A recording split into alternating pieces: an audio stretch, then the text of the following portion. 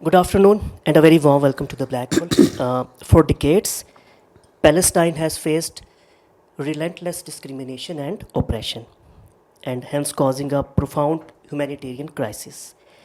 Understanding its origins and current challenges demands a multifaceted analysis. Today's session aims to clarify misconceptions and shed light on the crisis in Gaza and Palestine to understand this issue's complexities and future implications, and hopefully some solution as well. We are very grateful to our speaker. मेरे दाएं जानिब तशरीफ़ फरमा है अमजद नज़ीर. He is a social and public policy researcher. He heads the alternate deployment services in Islamabad. Currently, he is enrolled in PhD in cultural anthropology and have degrees in governance and development management from UK and human rights policy and practice from Norway. He has authored numerous research reports and articles on human and environmental rights, as well as children's rights, minority rights, and education. Moreover, he has worked with organizations such as South Asia Partnership Pakistan, Oxfam Novib, and ActionAid Pakistan. आप सब लोगों की आमद को शुक्रिया. Please do us a favor and turn your cell phones to silent mode so that there is no distraction. Moreover, when the house is open for Q&A, आप भी इस गुफ्तगू में ज़रूर शरीक होइएगा, लेकिन please first raise your hand और ये माइक्रोफोन जब आपको दे दिया जाए तो फिर आप बोलिएगा. बस यही थी दो तीन बातें. प्लीज़ वेलकम अमजद नज़ीर. बहुत शुक्रिया नैयर आफाक और शुक्रिया ब्लैक होल. जैसा कि नैयर ने ज़िक्र किया है कि ये एक पेचीदा मसला है, इसके कई पहलू हैं, इसकी अपनी एक पेचीदा तर इसकी तारीख़ है और हम इसके मुख्तलिफ़ पहलुओं को समझने की कोशिश करेंगे. मैं पहले ही ज़िक्र कर दूं कि ये मुमकिन नहीं है कि आज की घंटे सवा घंटे की गुफ्तगू में हम इसके तमाम हवालों, पहलुओं, जिहतों पर मुकम्मल तौर पर रोशनी डाल सकें, क्योंकि ये कोई 1500 साल से एक तरह से मसला है या तनाज़ा है. लेकिन ज़्यादा इसका जो मैं ज़िक्र करूँगा या हम आपस में इसको समझने की कोशिश करेंगे वो इंसानी हकूक़ के तनाज़ुर में समझने की कोशिश करेंगे या समाजी और मुआशरती हवाले से या बुनियादी इंसानी हकूक़ के हवाले से इसको समझने की कोशिश करेंगे. इससे पहले कि हम अपनी बात को आगे बढ़ाएं, ये बहुत ज़रूरी है कि हम चंद बुनियादी चीज़ों को समझ लें.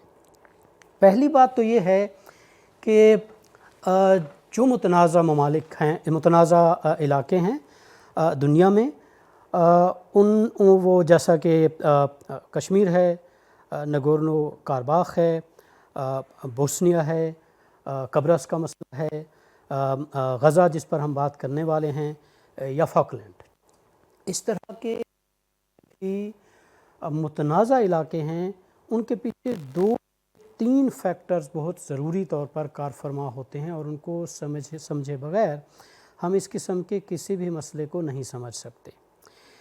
एक तो उसका उसमें मज़हबी अनासिर हमारा आम तौर पर या बाज़ औक़ात ख़्याल होता है नहीं है, और हमें हैरत होती है चाहिए कि इस तरह के बहुत सारे मामलात में मज़हब, मज़हबी अनासिर, मज़हबी तारीख़, मज़हबी दास्तानें और मज़हबी आदर्श या तसव्वुरात या फरमूदात उसके पीछे कार फरमा होते हैं, फॉकलैंड को किसी हद तक छोड़कर.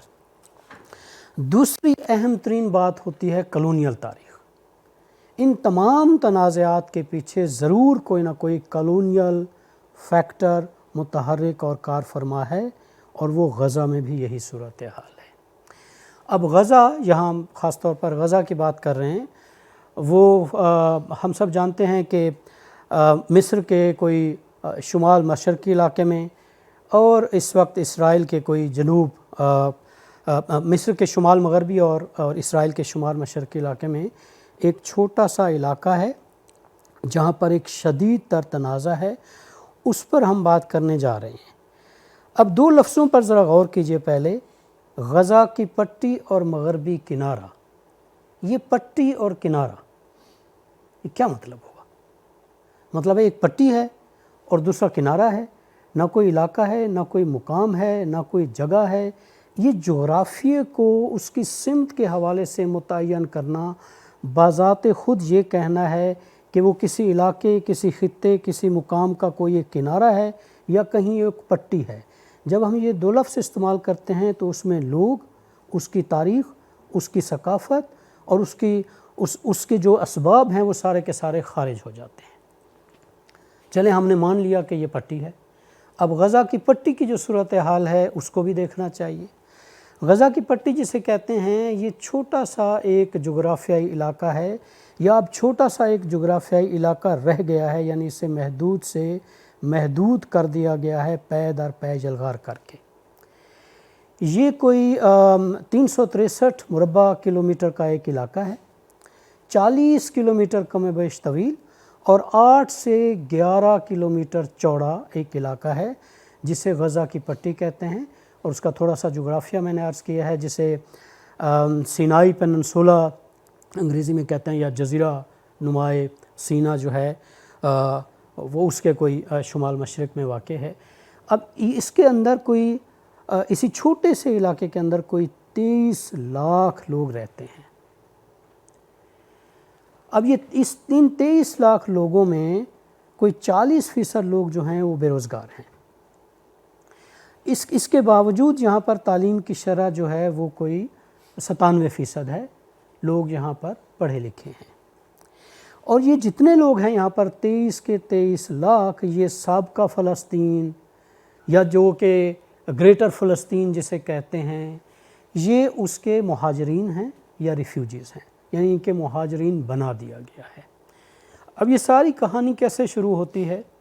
اس سے پہلے کہ ہم اکتوبر 7 کی بات کریں، جب سے یہ جنگ جاری ہے اور اس جنگ میں بے شمار افراد یا لوگوں کی جانیں گئی ہیں اور اب تک جا رہی ہیں۔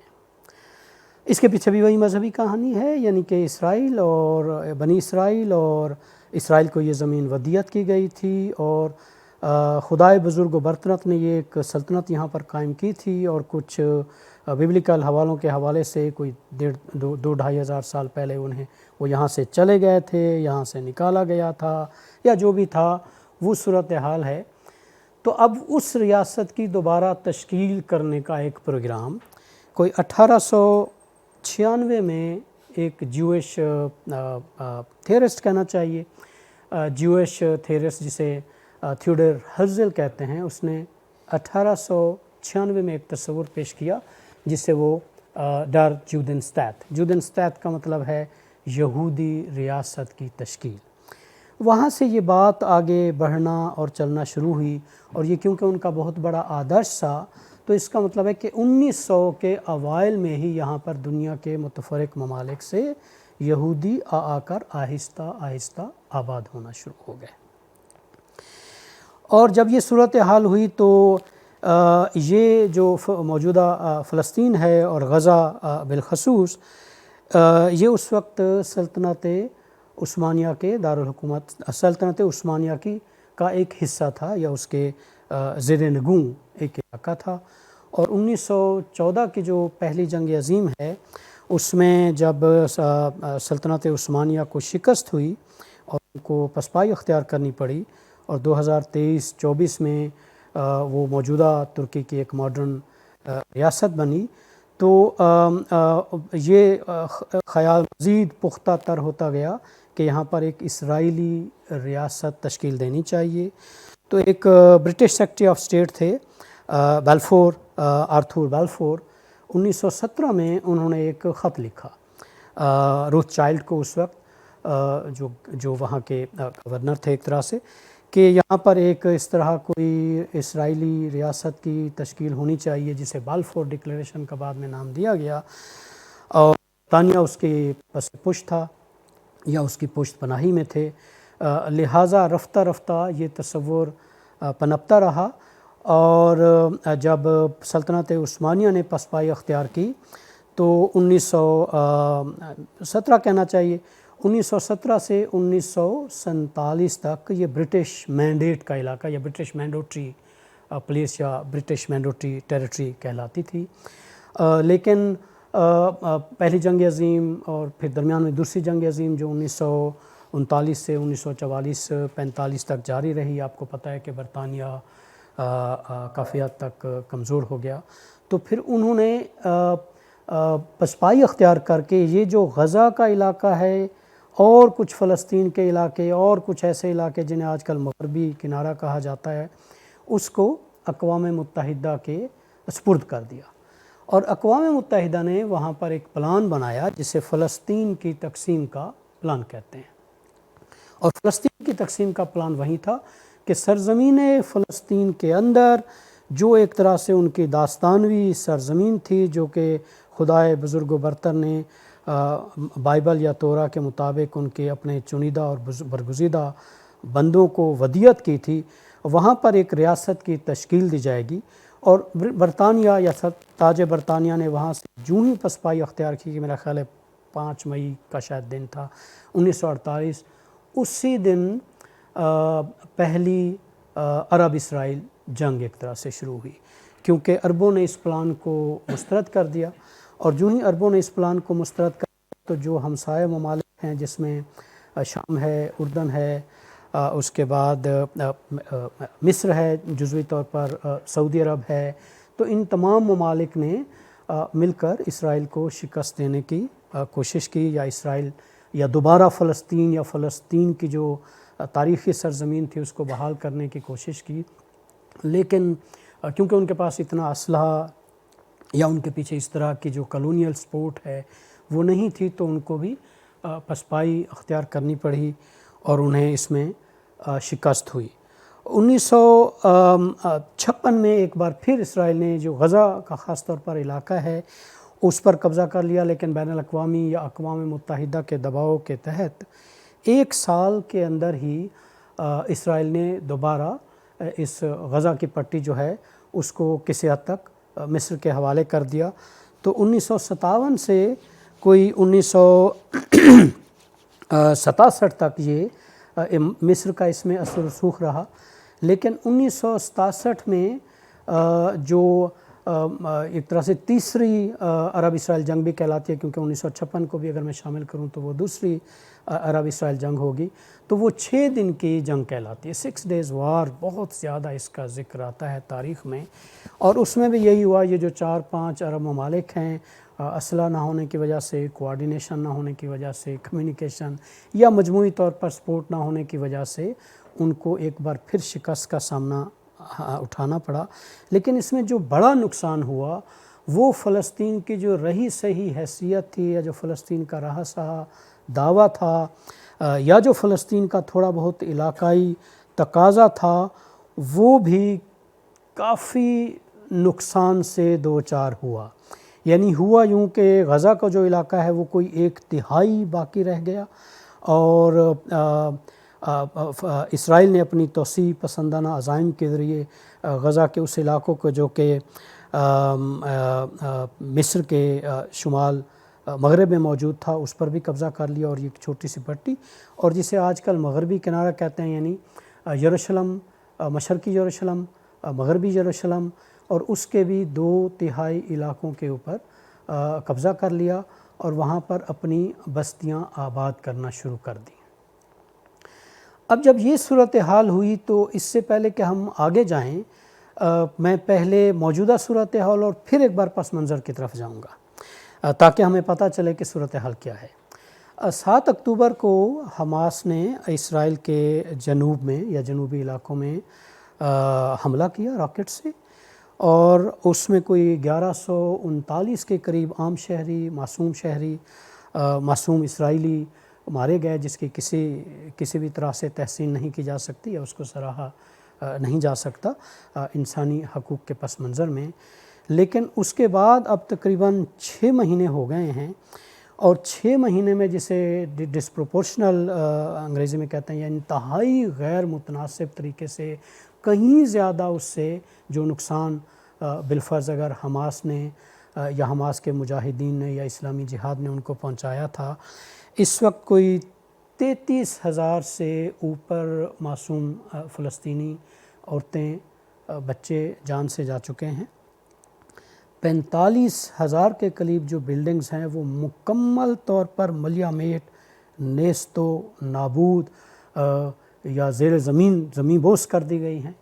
65,000 के करीब कोई इमारतें ऐसी हैं जो रिहाइश के काबिल नहीं हैं या नाकाबिल इस्तेमाल हैं, और इसमें 17,000 के करीब कोई बच्चे यतीम हो चुके हैं। 14,000 के करीब बच्चे मारे जा चुके हैं, क्योंकि इसमें बड़ी तादाद औरतों और बच्चों की है। मजमूई तौर पर 2/3 तौर पर औरतें और बच्चे इसमें जाँ बहक हुए हैं और जाँ बहक हो रहे हैं, और ये सूरत हाल जारी है। और कुछ और आदाद व शुमार मैं मुख्तसर आपको यहाँ पर बता दूँ तो आपको सुनकर शायद मज़ीद हैरत हो। 31,000 अब तक फ़ज़ाई हमले सिर्फ 6 महीने में हुए हैं। 70,000 के करीब जो हैं लोग यहाँ पर ज़ख्मी हैं। 103 के करीब सहाफ़ी मारे गए हैं, जो शायद ही किसी जंग में, किसी तनाज़े में, किसी कन्फ्लिक्ट में ऐसा हुआ हो, और 197 के करीब जो इमदादी कारकुनान हैं उनको हलाक कर दिया गया है।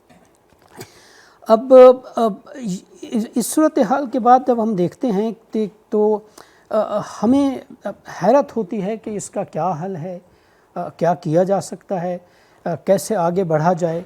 और 1967 से लेकर बिलखसूस और 1948 से लेकर बिलअमूम वहाँ पर मुसलसल, ख़ास तौर पर जिसे मगरबी किनारा या मशरक़ी यरूशलेम कहते हैं, उसमें यहूदी आबादियाँ बसाई जा रही हैं, और गुज़श्ता 10 सालों में मुकामी फ़लस्तीनियों पर कोई 3,372 के करीब हमले किए गए हैं।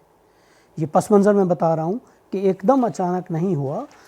2012 से 2022 तक तकरीबन 7 लाख यहूदी मगरबी किनारे, मगरबी यरूशलेम, मशरक़ी यरूशलेम और मगरबी किनारे में जिसे कहते हैं वहाँ पर आबाद किए गए हैं, यरूशलेम समेत। और 1967 में जो 6 दिन की जंग थी उसमें गोलान की पहाड़ियाँ और उर्दन का जो शमाल मशरक़ी इलाका है काफ़ी सारा, उसको भी इन्होंने ज़ेरो नगीं कर लिया। और उनका प्लान ये है कि 2027 तक जो मौजूदा आबादियाँ हैं, बस्तियाँ हैं या आबादकार हैं, उनकी आबादी को यहाँ पर दुगना कर दिया गया। अब आप ख़ुद समझ सकते हैं कि वहाँ पर इसराइल फ़लस्तीनियों या फ़लस्तीन की ज़मीन को कतन तस्लीम नहीं करता। वो ये तस्लीम करते हैं कि ये उनकी सरज़मीन है और ये सरज़मीन उनको वापस लेनी है और यहाँ से उनको कूच करना है। बल्कि मुझे याद आ रहा है कि गोल्डा मेयर जो उनकी वज़ीर-ए-आज़म थी शायद 60s में, वो कहती थी कि जी फ़लस्तीनी कहाँ हैं, फ़लस्तीनियों का कोई वजूद नहीं है। ये तो टिड्डी दल हैं जिनको आप फ़लस्तीनी कहते हैं, मुझे दिखाएं कहाँ हैं फ़लस्तीनी। Where are the फ़िलिस्तीनियन, show me, they are ग्रासहॉपर्स, ये उनके अपने अल्फाज थे। और इस वक्त तक कोई 147 मज़ीद बस्तियाँ यहाँ पर बसाई जा चुकी हैं, और ये सारी की सारी बस्तियाँ इसराइल के अपने कानून के भी ख़िलाफ़ वर्जी हैं, लेकिन इसराइल ने इसके ऊपर कोई तहकीकात नहीं कराई। यानी लोग जाते हैं, धमकी देते हैं और मुकामी लोगों को बेदखल करते हैं, उनके मकानात पर कब्ज़ा करते हैं, पानी के वसाइल पर कब्ज़ा करते हैं, ज़रूरी वसाइल के ऊपर कब्ज़ा करते हैं, उनके रोज़गार के ऊपर कब्ज़ा करते हैं, और ज़िंदा रहने के जितने भी ज़राए या वसाइल हैं उनके ऊपर पे दर पे कब्ज़ा करके उनको बेदखल करते हैं।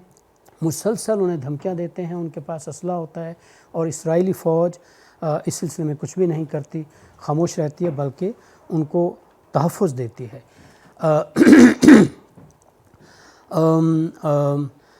यहाँ तक भी एक वाक़या हुआ कि 1995 की शायद बात है। एक अमरीकी यहूदी मेडिकल डॉक्टर यहाँ आकर आबाद हुए, बर्स्टीन शायद उनका नाम था, हाँ। तो उन्होंने एक बार जाकर मस्जिद अक्सा पर फायर खोल दिया, और मस्जिद अक्सा में उस वक्त को 129 के करीब लोग मारे गए, और फिर वहाँ पर एहतजाज हुआ, और एहतजाज में इसराइली फ़ौज ने बहुत सारे और लोगों को हलाक कर दिया। जो दिलचस्प बात है, बल्कि अफसोसनाक बात है, उसके बाद से आज तक वो इसराइली ज़ायोनिस्ट कहें या इंतहा पसंद लोगों का हीरो है। वहाँ पर कब्र पर जाकर वो तौरात पढ़ते हैं, उसके बारे में बहुत सी दुआएं होती हैं, और उसकी तस्वीरें जगह जगह लगी होती हैं। उसको बहुत बड़ा हीरो समझा जाता है, और उसकी कब्र के ऊपर लिखा हुआ है, here is the man who martyred his life for the people of Israel. تو یہ صورتحال ہمیں نظر آتی ہے. تو یہ مطلب یہ اچھا، اب اس میں تھوڑا سا پی ایل او کا ذکر اور حماس کا ذکر. بھئی حماس کیسے آ گیا؟ پی ایل او 1950 کی دہائی سے لے کر فلسطینی لبریشن آرگنائزیشن جسے ہم کہتے ہیں یاسر عرفات کی سربراہی میں، یاسر عرفات کافی حد تک کہنا چاہیے کہ سیکولر یا ٹالرینٹ لیڈر یا نیگوسیشن پر، جمہوریت پر یقین رکھنے والے، بات چیت پر یقین رکھنے والے ایک لیڈر تھے. اب جب یہ صورتحال مسلسل جاری رہی تو رفتہ رفتہ فلسطینی لبریشن آرگنائزیشن کی مقبولیت کم ہوتی گئی اور عوام اٹھ کھڑے ہوئے. یعنی 1948 میں جب لوگ اٹھ کھڑے ہوئے تو اسے وہ نخبہ کہتے تھے، یعنی بہت بڑی تباہی، عربی زبان میں اسے نخبہ کہتے ہیں. اور 1987 سے 1992 تک جب لوگوں نے دوبارہ مجموعی طور پر، مشترکہ طور پر مزاحمت کرنی شروع کی تو اسے پہلا انتفاضہ رد عمل سمجھیں یا مزاحمت سمجھیں. اور 2000 سے 2005 میں ایک بڑی مزاحمت ہوئی، کیونکہ اپنے طور پر جو فلسطین کے لوگ تھے وہ یہ مایوس ہو چکے تھے کہ فلسطین کی ریاست متوازی طور پر پیرالل یا سائیڈ با سائیڈ، جو کہ وہ اتفاق کرتے تھے، اسرائیل کے قائم نہیں کی جا سکتی. فلسطینی لبریشن اتھارٹی بشمول یاسر عرفات کے وہ اس میں ناکام رہے ہیں اور ناکام ہوں گے. اس لیے ہمیں یہ سارا کچھ اپنے ہاتھ میں لینا چاہیے. اور انہوں نے وہ جو اسلو ایکارڈ 1995 میں ہوا تھا، کیمپ ڈیوڈ ایکارڈ بھی پہلے ہوا تھا 1978 میں، اسلو ایکارڈ کو ایک طرح سے عوام نے رد کر دیا. اور اسلو ایکارڈ یہی تھا کہ کم از کم 1967 میں جن مزید علاقوں پر اسرائیل نے قبضہ کیا تھا ان سے وہ پسپائی اختیار کرے، اور 1967 اور گولان کی پہاڑیوں کو واپس کرے، اور اردن کے جو مقبوضہ علاقے ہیں ان کو واپس کرے، اور جو جنوبی غزہ کا علاقہ ہے ان کو واپس کرے، اور مغربی کنارے کا جتنا علاقہ ہے جو 1967 میں تھا اس کو تسلیم کرتے ہوئے فلسطینی ریاست کا متوازی قیام ممکن بنائے. جب اس سے لوگ بہت زیادہ مایوس ہونے لگے تو پھر حماس نے رفتہ رفتہ، جسے انتہا پسند جماعت سمجھا جاتا ہے اور مغرب اس کو دہشت گرد جماعت قرار دیتا ہے، تو وہ ووٹ کے ذریعے آئے. اور اس کے بعد آپ کو پتہ ہے جو انتہا پسند مذہبی جماعتیں چاہے کہیں بھی آ جائیں، تو اگر وہ ووٹ کی طاقت سے بھی آ جائیں تو پھر وہ ان کو پیچھے ہٹنا یا ہٹانا مشکل ہو جاتا ہے. یعنی ایک طرف اگر حماس انتہا پسند مذہبی اسلامی تنظیم ہے تو دوسری طرف انتہا پسند ریاست وہاں پر موجود ہے، تو ایک سٹینڈ آف کی صورتحال یہاں پر قائم ہو گئی ہے. میں نے شروع میں ذکر کیا تھا کہ ہم اس کو زیادہ تر انسانی حقوق کے پس منظر میں دیکھیں گے، اس لیے میری کوشش اور میرا اپنا مزاج یا نقطہ نظر یہ ہے کہ ہم انسانی حقوق کے نقطہ نظر سے چیزوں کو دیکھیں، سمجھیں. اور ہم جیسے لوگ پھر بھی انسانی حقوق کے کووننٹس ہیں، کنونشنز ہیں، ایکارڈز ہیں، ان پر یقین رکھتے ہیں. ابھی نہیں تو مستقبل قریب میں نہ صحیح تو مستقبل بعید میں کبھی نہ کبھی انسانی حقوق کے یہ جو کووننٹس اور کنونشنز ہیں ہمارے لیے ہیلپ فل ہو سکتے ہیں. انسانی حقوق کے نقطہ نظر سے یہ جو کچھ میں نے ذکر کیا ہے اسے جینوسائیڈ کہتے ہیں. اس میں کوئی شک و شبہ والی بات نہیں ہے، یہ جینوسائیڈ ہے. اب جینوسائیڈ کیا ہے؟ ہمارے ہاں جینوسائیڈ بہت زیادہ استعمال کیا جاتا ہے، اور پاکستان میں بہت زیادہ غلط فہمی ہے جینوسائیڈ کے حوالے سے، اس کی ڈیفینیشن اور انڈرسٹینڈنگ کے حوالے سے. جینوسائیڈ کب ہے، کہاں ہے، کس کے خلاف جینوسائیڈ ہو رہا ہے، کس کے خلاف جینوسائیڈ نہیں ہو رہا. تو یہ کافی تھیوریٹیکل بھی ہوتی ہیں، لیکن تھیوریٹیکل ہونے کے ساتھ ساتھ ان کی لیگل ڈائمنشن ہوتی ہے اور ایک ہیومن رائٹس کی ڈائمنشن ہوتی ہے، اس کو مد نظر رکھنا چاہیے. اب جینوسائیڈ کی اصطلاح ہی بذات خود ایک پولش یہودی رافیل لیمکن نے وضع کی تھی. رافیل لیمکن کے خیال میں، جو کہ 1944 سے 1948 تک اس نے اس میں کافی لکھا پڑھا اور ایک نقطہ نظر وضع کرنے کی کوشش کی، جس سے بعد میں اس نے جینوسائیڈ کا نام دیا. رافیل لیمکن کے خیال میں جب بھی کوئی ریاست یا ریاست کے علاوہ کوئی طاقتور گروہ یا کوئی فاشسٹ آرگنائزیشن کسی دوسرے مذہبی، ثقافتی، لسانی یا نسلی گروہ پر اس نقطۂ نظر سے حملہ کرے کہ رفتہ رفتہ اس کو نیست و نابود کر دیا جائے، اس کو تباہ کر دیا جائے، یا اس کی نسل ختم کر دی جائے اور ایسے حالات پیدا کیے جائیں جس سے اس کی بقا ممکن نہ ہو، اس کی افزائش ممکن نہ ہو، وہ اس زمین پر باقی نہ رہے. تو اس طرح کے جیسے بھی اقدام ہوں اور جب بھی یہ منظم طریقے سے ہوں اور اس کے پیچھے کوئی منظم ریاست یا کوئی منظم ادارہ یا کوئی منظم گروہ یا کوئی منظم آرگنیشن شامل ہو تو وہ اس کو جینوسائیڈ کہتے ہیں. 1944 سے 1948 تک اس نے کافی کوشش کی کہ یہاں پر جینوسائیڈ کنونشن اقوام متحدہ کے اس وقت 1945 میں بنیاد ڈالی جا چکی تھی، ایک جینوسائیڈ کنونشن ہو اور وہ کنونشن بائنڈنگ ہو اور اس پر تمام سٹیٹس جو اس وقت جتنی سٹیٹس نے دستخط کیا تھا یا توثیق کیا تھا اس کو تسلیم کریں اور اس کے حوالے سے تدارک کریں اور قانون ساز کریں. اس لیے یہ کہلاتا ہے Genocide Convention is the convention of the prevention and punishment of the crime of genocide.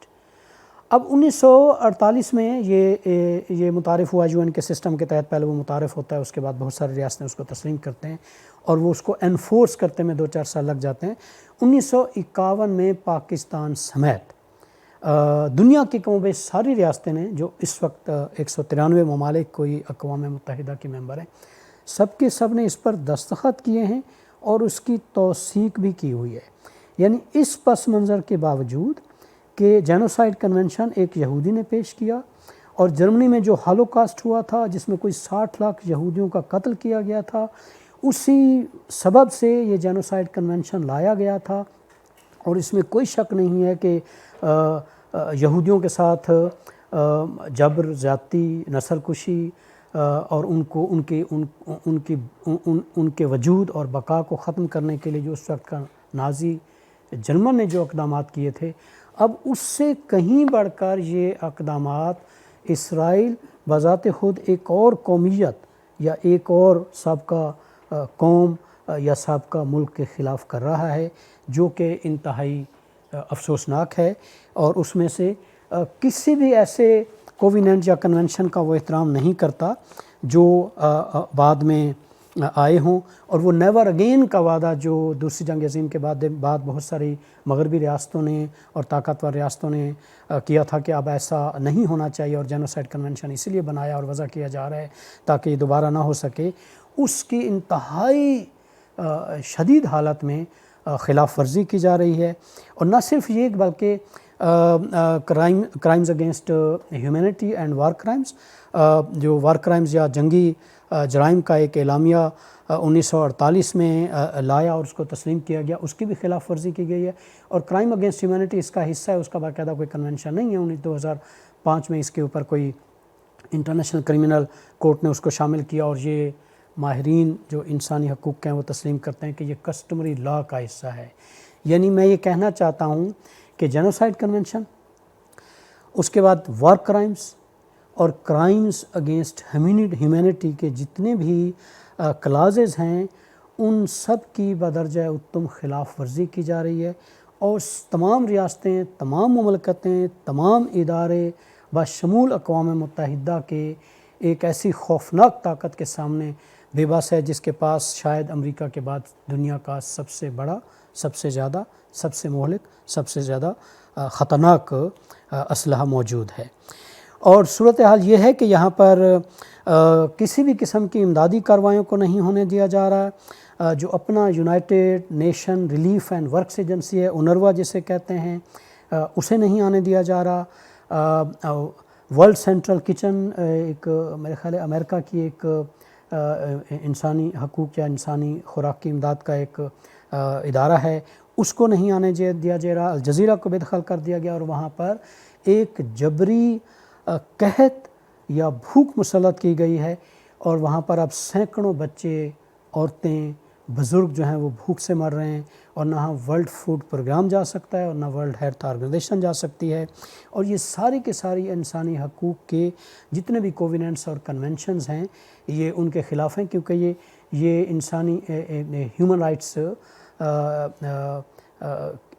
کی یہ ایک انسٹرومنٹل آرگنائزیشن ہے اور یو این او کو پارٹ ہیں. اب تھوڑا آگے صورتحال اگر ہم دیکھیں تو سلامتی کونسل نے اس وقت کوئی 3 بار قراردادیں پیش کی. दो बार इसमें इसको वीटो किया गया। एक बार अमेरिका ने वीटो किया, एक बार रूस ने भी किया कि उसकी वर्डिंग ऐसी नहीं वैसी होनी चाहिए। यानी इसमें फ़लस्तीन और फ़लस्तीनियों का मामला या मसला अपनी जगह पर, जो इस तरह की ताकत रियासतें जो कि 5 मुस्तकिल मेंबरान हैं, हम सब जानते हैं, उनके अपने जो मफादात हैं उसके मुताबिक इसको वीटो करते हैं या वीटो नहीं करते। लेकिन उसके बावजूद 26 मार्च 1924 को 15 में से 14 मेंबरान ने इस पर दस्तखत किए, इसको तस्लीम किया और इसराइल को एक तरह से एडवाइस की कि फ़ौरी तौर पर वो जंग बंदी करे, वहाँ से अपने फ़ौजों को निकाले और मज़ीद असले की तरसील बंद की जाए, इमदादी कारकुनान को वहाँ पर आने दिया जाए। इसराइल ने उसकी धज्जियाँ उड़ा दी या उसको उठाकर कहीं डस्टबिन में फेंक दिया। ह्यूमन राइट्स काउंसिल ने 6 अप्रैल को अभी ये परसों तरसों की यानी कल की बात है, एक बार फिर उसके 47 मेंबर्स होते हैं, 47 में से 28 मेंबरान ने उसके हक़ में वोट किया है, 6 मेंबरान ने उसके ख़िलाफ़ वोट किया था, 13 मेंबरान ने यानी शमूलियत नहीं की, उसे गैर हाज़िरी कहते हैं। यानी ये भी एक बहुत बड़ी अक्सरियत से जो ह्यूमन राइट्स काउंसिल के मेंबरान हैं उन्होंने तस्दीक की है कि वहाँ पर इसराइल अपनी फ़ौजों का इनखला करे, इमदादी कामों को बहाल करे, पसपाई अख्तियार करे, असले की तरसील बंद हो और ख़ास तौर पर सेहत और ख़ुराक के इदारों को वहाँ पर जाने दिया जाए, वो भी नहीं हुआ। और इससे पहले इंटरनेशनल कोर्ट ऑफ जस्टिस ने 26 जनवरी को भी फ़ौरी तौर पर, जो कि हमें पता है कि जनूबी अमेरिका ने अपार्थाइड और नस्ल कुशी के हवाले से ये इंटरनेशनल क्रिमिनल कोर्ट के पास एक केस पुट अप किया था और उन्होंने फ़ौरी तौर पर फ़ैसला कहा था और ये बताया था और कहा था कि इसराइल हर हवाले से जंगी जराइम और इंसानियत के ख़िलाफ़ जराइम और जेनोसाइड कन्वेंशन की ख़िलाफ़ वर्जी कर रहा है, लिहाजा इसराइल को इंटरनेशनल क्रिमिनल कोर्ट को तहकीक की इजाज़त देनी चाहिए और वही बातें जंगबंदी करनी चाहिए वगैरह वगैरह। यानी ये 3 तारीख़ में ऐसा शायद ही कोई मिसाल आपको मिले, बल्कि नहीं मिलेगी, जिसमें international court of justice, international criminal court, human rights council और सिक्योरिटी काउंसिल ख़ास तौर पर, जो कि पीस मेंटेन रखने का एक इंस्ट्रूमेंट है, सब ने यके बाद दीगरे यानी 3 से 4 महीने के अंदर रेजोल्यूशन पास की है। उसके बावजूद इसराइल ने किसी भी रेजोल्यूशन की परवाह नहीं की और इस वक्त मासूम शहरियों को वहाँ पर कत्ल व गारत जारी है। तो अब बार बार इंसान सोचता है कि ये ह्यूमन राइट्स या ह्यूमन राइट्स का जो सिस्टम है या ह्यूमन राइट्स का स्ट्रक्चर है, ये इस कदर कमज़ोर क्यों है। अब क्योंकि ये जल्दी से मैं ज़िक्र कर दूं, 1944 में इसकी बुनियाद डाली गई, उसमें ये 5 बड़े या ताकतवर तरीन, जिसे P5 भी कहते हैं, वो शामिल थे, जिसे एक्सेस पावर्स एक तरह से कहा जाता है। और फिर रफ्ता रफ्ता 20 और फिर 25 और फिर 40 और इस वक्त कोई 193 ममालिक इसके मेंबरान हैं। इस पर तरह तरह की आज़ाद शामिल हैं, ख़ास तौर पर security council. Human rights council जो है उसको हमारा ख़्याल है ज़्यादा अहमियत देनी चाहिए। उसके 47 मेंबरान होते हैं, वो हर 2 साल बाद मुंतखब होते हैं, वो एक जमहूरी बॉडी है। और आइडियलिस्ट जो है वो इंसानी हकूक़ के कारकुन कहते हैं कि सिक्योरिटी काउंसिल को भी, जो उस वक्त 15 मेंबरान हैं, जिसमें से 10 मेंबरान जो है वो मुंतखबा होते हैं, हर 2 साल बाद मुंतखब होते हैं और हर साल उसके 5 मेंबरान जो हैं वो रिटायर हो जाते हैं, 5 और मेंबरान आ जाते हैं। उसमें ये जो 5 मेंबरान या सबसे बड़े P5 जो ताकतवर तरीन ममालिक हैं, उनकी वीटो पावर को ख़त्म किया जाए या वीटो पावर को बढ़ाया जाए। अब अगर वीटो पावर को बढ़ाया जाए तो उसमें और ममालिक आते हैं, मसलन ब्राज़ील है, मिसाल के तौर पर हिंदुस्तान है, मिसाल के तौर पर जनूबी अफ्रीका है, मिसाल के तौर पर लेट्स से सऊदी अरेबिया है, जो किसी हद तक वसाइल रखते हैं। अब उनमें आपस में एक तरह से मुकाबलेबाजी शुरू हो जाती है, क्या वीटो पावर को ख़त्म कर दिया जाए या वीटो पावर को बढ़ाया जाए। और अगर वीटो पावर को बढ़ाया जाए तो फिर मुल्कों के आपस में तनाज़ात हैं और कहाँ नहीं हैं। मिसाल के तौर पर ईरान और इसराइल का एक तनाज़ा जारी है, तो इसराइल चाहेगा कि उसको वीटो पावर दी जाए اور اگر ہندوستان یہ خواہش کرے کہ اس کو ویٹو پاور دی جائے تو پاکستان اس کی مخالفت کرے گا، اور اگر ہندوستان کو ویٹو پاور دی جاتی ہے تو چین اس کی مخالفت کرے گا۔ تو اس طرح کے جو ملکوں کے اپنے ایک طرح سے تنازعات ہیں، اس میں سیکورٹی کونسل کے ریفارمز کی کئی جو قراردادیں ہیں ان کو رد کر دیا گیا ہے، اور ہیومن رائٹس کونسل میں مزید ریفارمز یا اس کے ممبرز کی تعداد کو بڑھانا یا اس میں ڈیموکریٹک وائس کو انکریز کرنا، وہ بھی ایک بہت بڑا سوال ہے اور بہت بڑی رکاوٹ ہے۔ اور اس کے بعد جو جینوسائیڈ کنونشن ہے، جینوسائیڈ کنونشن شاید واحد ایسا کنونشن ہے جس کی کوئی ٹریٹی باڈی نہیں ہے۔ ٹریٹی باڈی ایک ایسی باڈی ہوتی ہے جیسے human rights, child rights, women rights, rights of minorities, ان کی ایک ٹریٹی باڈی ہوتی ہے۔ ٹریٹی باڈی سے مراد یہ ہے کہ آپ اس کو، ملک جو ہیں وہ پابند ہیں ہر 2 سے 4 سال بعد اس کو رپورٹ کریں، یا ایک طرح سے انٹرنیشنل جوریڈیکل ریویو کا سسٹم شروع ہوا ہے، تو اس کی کوئی treaty body he genocide convention کی وجود نہیں رکھتی، اس لیے اس کی ٹریٹی باڈی بنانے کی ضرورت ہے تاکہ وہ ملک جو ممبران ہیں اپنے ملکوں کے اندر اس طرح کے اقدامات اگر ہو رہے ہیں تو ان کی روک تھام کریں، تدارک کریں، امکان پیدا ہونے کی اگر کوئی گنجائش ہے تو اس پر قانون سازی کریں، کیونکہ تھیوریٹیکلی یہ ضروری نہیں ہے کہ جنگ کے دوران یا جنگ کے نتیجے میں کوئی جینوسائیڈ ہو۔ سلو جینوسائیڈ بھی ہو سکتا ہے، سسٹمیٹک جینوسائیڈ بھی ہو سکتا ہے، لیجسلیٹو جینوسائیڈ بھی ہو سکتا ہے، اور نفرت پر مبنی قانون سازی کرنا یا کوئی قانونی چارہ جوئی کرنا یا رفتہ رفتہ کسی قومیت یا کسی گروہ یا کسی اقلیت کو اس طرح سے دیوار کے ساتھ لگایا جائے یا ایسے اقدامات کیے جائیں کہ ان کی ثقافت یا تاریخ یا عقیدہ یا افزائش بند ہو جائے، تو یہ امن کے دور میں بھی ممکن ہو سکتا ہے۔ تو اس پر قانون سازی ہونی چاہیے، اور وہ قانون سازی نہیں ہوتی یا نہیں کی جاتی یا بہت سارے ملکوں میں نہیں ہو رہی، یا وہ متنازع ہے یا پھر اس پر چشم پوشی کی جاتی ہے۔ اب اس وجہ سے یہ اسرائیل جیسی جو صورتحال ہے جب پیدا ہوتی ہے تو اور جو ہمسائے ممالک ہیں یا وہ ممالک ہیں جن کے پاس اسلحہ کم ہے، وہ زیادہ سے زیادہ اسلحہ جمع کرنے کی کوشش کرتے ہیں کہ ہمارے ساتھ بھی ہو سکتا ہے۔ یعنی یہ جو اس وقت 2023 اور 24 میں جو جنگ ہے، اس نے کئی گنا کئی ملکوں کو میل ہا میل پیچھے کر دیا ہے کہ وہ امن کی طرف یا امن و آشتی کی طرف کوئی بات چیت آگے بڑھائی جا سکے۔ اب ہمارا مطالبہ یعنی کیا کرنا چاہیے، وہ یہی ہے کہ جینوسائیڈ کنونشن کا احترام کیا جائے، سیکورٹی کونسل، ICC اور ICJ کی قرارداد اور ICJ کے حکم کے مطابق جنگ بندی کی جائے، اور اسرائیل 1967 کی جو بارڈرز ہے جس کو عرب لیگ، عرب ممالک اور بڑی حد تک اب دنیا کے اور ممالک یا مسلم ممالک کافی حد تک تسلیم کر چکے ہیں کیونکہ اس کے علاوہ چارہ نہیں ہے، اور مشرقی یروشلم کو فلسطین کا دارالحکومت بنایا جائے، اور وہاں پر جو فلسطینی اتھارٹی کہلاتی ہے اس کو باقاعدہ فلسطینی ریاست، فلسطینی حکومت، اور اس میں اقوام متحدہ میں اس کی مکمل کمپلیٹ ممبرشپ، ابھی ان کے ریپرزینٹیٹیو تو وہاں پر ہیں، دی جائے، اور القدس میں جو رفتہ رفتہ یہودی بستیاں غیر قانونی طریقے سے آباد کی جا رہی ہیں ان کو بند کیا جائے۔ اب یہ کیسے کہا جائے کہ امریکہ، آسٹریلیا، جرمنی، فرانس، برطانیہ یہ سارے کے سارے ان کو سب سے زیادہ اسلحہ فروخت کرتے ہیں، اور ابھی ہیومن رائٹس کونسل نے کہا ہے کہ اس پر امبارگو لگایا جائے، اس کو اسلحے کی فروخت بند کی جائے۔ اسپین نے کسی حد تک ابھی کہا ہے کہ ہم اسلحہ فروخت نہیں کریں گے اسرائیل کو۔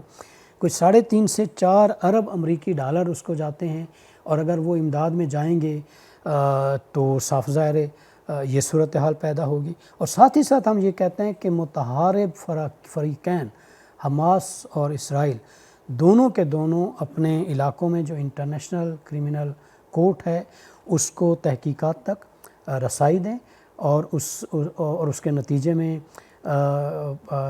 جو فیصلہ ہو اس پر عمل درآمد کریں۔ ابھی یہ آئیڈیلسٹ صورتحال نظر آتی ہے، لیکن اس کے علاوہ کوئی اور حل یا چارہ نہیں ہے۔ اور 2022 میں کوئی 82 ممالک نے اس پر دستخط کی اور ایک اعلامیہ طے کیا تھا کہ ہم سویلین آبادی پر یا عام شہریوں پر جو ایکسپلوسیو ویپنز ہیں یا بڑے پیمانے پر تباہی پھیلانے والے ہتھیار ہیں ان پر حملہ نہیں کریں گے، اور 2022 کا جو اعلامیہ ہے جو کہ یورپین ممالک اس میں پیش تھے، 53 ممالک اس میں شامل تھے، اس پر عمل درآمد کیا جائے، اور وہ جو اعلامیہ ہے اس کے جتنی شقیں تھیں، جتنی کلازز تھیں، اس کا احترام کیا جائے تاکہ فلسطینی ریاست کے قیام کا راستہ ہموار ہو سکے۔ اب نتیجے کی طرف بڑھتے ہوئے ہمیں یہ دیکھنا چاہیے، اس میں ملٹیپل پوزیشنز ہیں۔ عرب لیگ کی اپنی پوزیشن ہے، OIC کی کافی حد تک اپنی پوزیشن ہے، لیکن بہرحال وہ اب فلسطینی ریاست مغربی کنارہ اور مشرقی یروشلم اور غزہ کی پٹی وغیرہ کے ساتھ اس کو تسلیم کرتے ہیں۔ لیکن ایک بات ہمیں نظر آتی ہے کہ اس وقت شاید جو انتہا پسند مذہبی پوزیشن ہے جیسے حماس ہے یا اسلامی جماعت اسلامی جہاد ہے یا جماعت اسلامی ہے یا جمعیت علماء اسلام ہے یا لبیک ہے، اس طرح کی قومی یا دوسرے ملکوں میں پائے جانے والی یا بین الاقوامی جو مذہبی اسلامی تنظیمیں ہیں، ان کا جو آدرش ہے کہ سارا کا سارا فلسطین اور یہ فلسطینیوں کی سرزمین ہے، وہ ہمیں ممکن العمل بہرحال نہیں نظر آتا۔ یہ ایک ریڈیکل پوزیشن ہے، اور اس ریڈیکل پوزیشن میں ہمارے بہت سارے لوگ، مثلا علامہ اقبال کا بھی خیال یہ تھا کہ ہے خاک فلسطین پہ یہودی کا اگر حق، ہسپانیہ پر حق نہیں کیوں اہل عرب کا۔ اب اگر یہ بات کیا جائے کہ جائے ہسپانیہ پر حق نہیں کیوں اہل عرب کا، تو بات سینٹ صوفیہ تک ترکی میں بھی جاتی ہے، بات پھر نیوزی لینڈ، آسٹریلیا، کینیڈا، امریکہ، فاکلینڈ، قبرص، تو یہ طویل کہانی ہے، اور مجھے نہیں لگتا کہ یہ سارا پینڈورا باکس کھولنے سے کون سی سرزمین کس کی تھی اور خدائے بزرگ و برتر نے کس کو کون سی سرزمین عطا اور ودیعت کی تھی۔ اس لیے میرا خیال ہے تورات اور زبور اور جو مقدس کتابیں ہیں ان کے آدرشوں کے مطابق یہ ریئل پولیٹک میں یا جو عملی سیاسی حقائق ہیں یا موجودہ صورتحال میں اس وقت ممکن نہیں ہے۔ اور علامہ اقبال تو یہ بھی کہتے تھے کہ تیری دوا نہ جنیوا میں ہے نہ لندن میں، رگے فرنگ کی رگے جہاں پر ہے، جہاں پر رگے فرنگ کی رگے جہاں پنجائے یہود میں ہے، سنا ہے میں نے غلامی سے امتوں کی نجات خودی کی پرورش و لذت نمود میں ہے۔ اب یہ بھی ایک ریڈیکل پوزیشن ہے۔ اب اس ریڈیکل پوزیشن کو بھی میرا خیال میں عمل درآمد نہیں کیا جا سکتا۔ جناح صاحب بھی اسی چیز کے قائل تھے۔ پہلے تو ان کا خیال تھا کہ مجھے یقین ہے، میں کوٹ کر رہا ہوں جناح صاحب کو، مجھے یقین ہے کہ اقوام متحدہ اور برطانیہ کا جو فلسطین کی تقسیم کا پلان ہے وہ اس سے پسپائی اختیار کریں گے اور اس پر عمل درآمد نہیں کریں گے، اس کو ختم کریں گے۔ اور اگر ایسا ہوا تو اسرائیل جو ہے وہ مغرب کی ناجائز اولاد ہے، ایلیجیٹمیٹ چائلڈ آف دا ویسٹ، یہ میں جناح صاحب کو کوٹ کر رہا ہوں، میرے الفاظ نہیں ہیں، and Pakistan will never accept Israel. یہ جناح صاحب کی پوزیشن تھی اور اس وقت تک پاکستان کی یہی پوزیشن ہے۔ لیکن گاندھی جی کا خیال تھا، میں اپنے تناظر میں بات کر رہا ہوں، بہت سارے لوگوں نے بہت سے ملکوں میں بہت سارے حکمرانوں نے بہت کچھ کہا ہوگا، لیکن ہمیں یہ دیکھنا چاہیے کہ ہمارے ہاں کیا صورتحال ہے، ہمارے ہاں مختلف موقف کون کون سے ہیں۔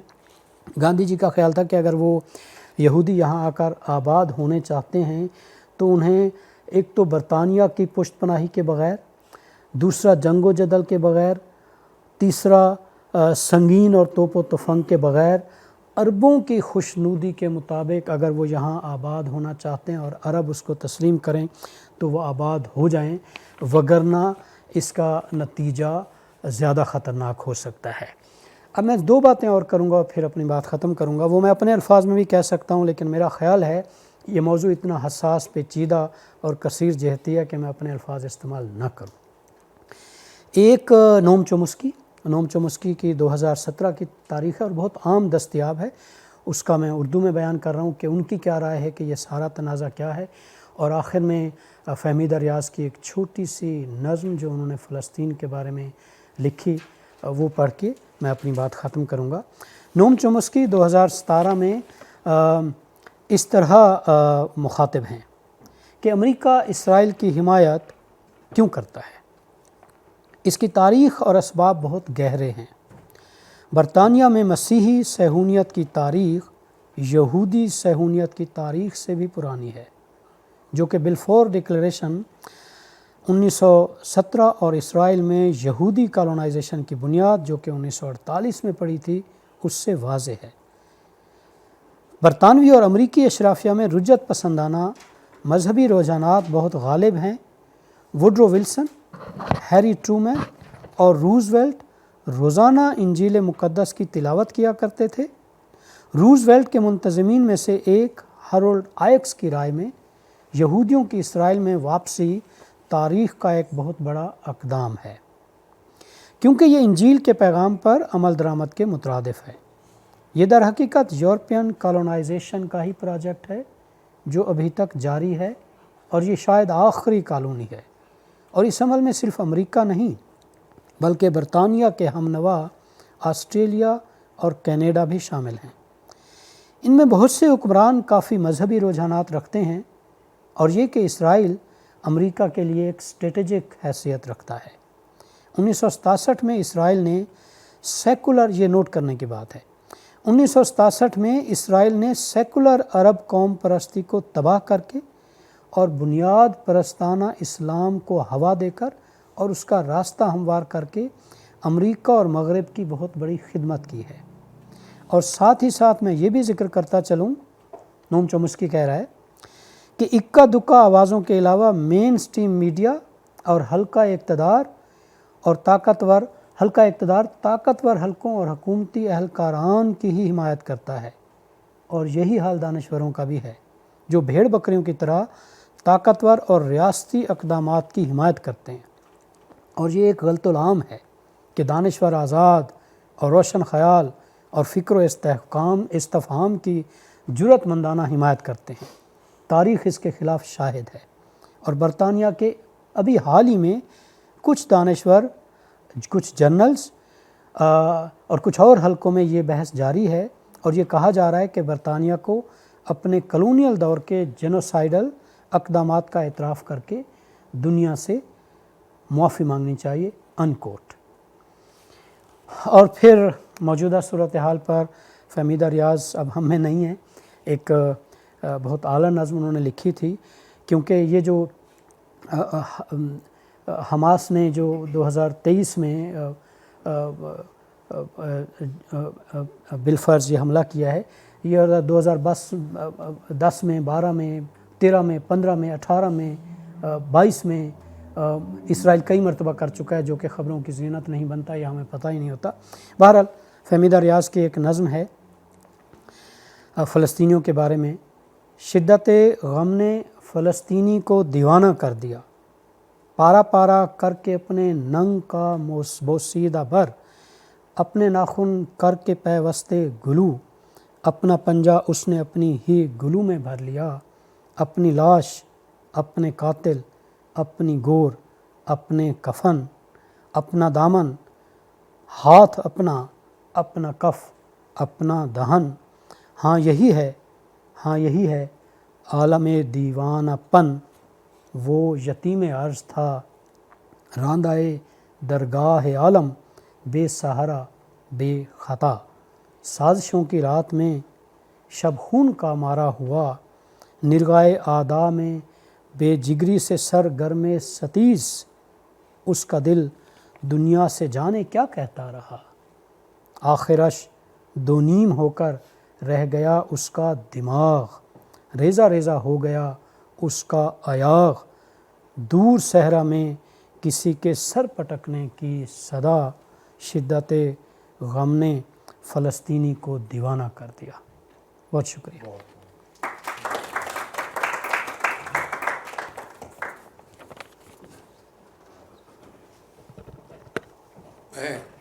جی پلیز۔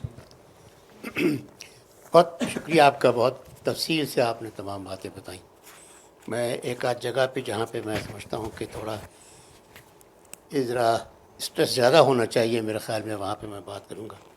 پہلی بات جو ہے وہ یہ ہے کہ اسرائیل جو بہت طاقتور ہے، بن چکا ہے طاقتور، وہ یقینی طور پہ مغربی ممالک کی طرف سے طاقتور ہے. اور جس طریقے سے نوم چومسکی نے ذکر کیا کہ سیہونیت جو ہے، سہونیت یا سیہونیت، یہ زائونزم، یہ یہودی بھی ہے اور عیسائی مسیحی بھی ہے یہ.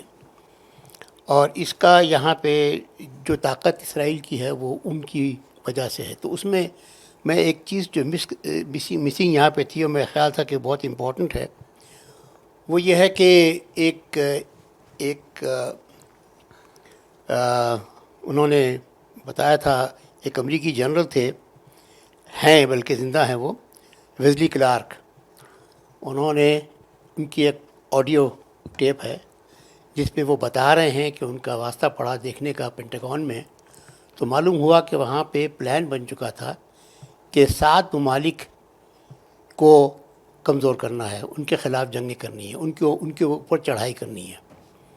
اور اس کے اندر عراق شامل تھا، اس میں لیبیا شامل تھا، اس میں شام شامل تھا، اس میں